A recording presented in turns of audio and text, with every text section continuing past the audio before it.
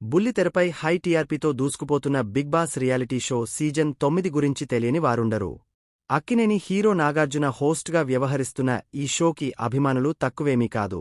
ఇక షోలోని కంటెస్టెంట్లు నామినేషన్స్, టాస్కులు, గోడలు ఇలా ప్రతిదాంట్లో రచ్చరంబోలా చేస్తుంటారు.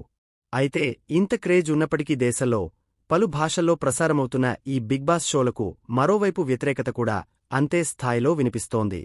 కన్నడ హీరో కిచ్చా సుదీపి హోస్ట్గా వ్యవహరిస్తున్న కన్నడ బిగ్ బాస్ షోపై కూడా ఇటీవల తీవ్ర విమర్శలు వచ్చాయి. దీంతో ఈ షో స్టూడియోను అధికారులు ఏకంగా సీజ్ చేసిన సంగతి తెలిసిందే. ఇప్పుడు తెలుగు బిగ్ బాస్ షో కూడా పీకల్లోతు చిక్కుల్లో పడింది. ఇంతకీ సంగతేమంటే ఈ షోపై బంజారాహిల్స్ పిఎస్లో ఫిర్యాదు నమోదైంది.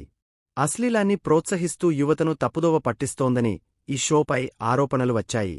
ఈ మేరకు తెలంగాణకు చెందిన కొందరు వ్యక్తులు పోలీసులకు ఫిర్యాదు చేశారు.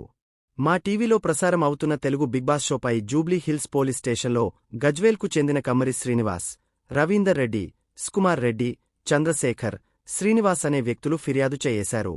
బిగ్ బాస్ షో సమాజాన్ని తప్పుదోవ పట్టిస్తుందని ఆరోపణలు చేశారు. బిగ్ బాస్ షోకు సెలెక్ట్ అయిన వారిలో కొంతమందికి సమాజంలో విలువ లేదని, కనీసం కుటుంబ విలువలు పాటించని వారిని బిగ్ బాస్ టీం ఎంచుకుంటున్నట్లు ఆరోపించారు. సమాజం సిగ్గుపడే విధంగా బిగ్ బాస్ నిర్వాహకులు షో నిర్వహిస్తున్న ఫిర్యాదులో పేర్కొన్నారు.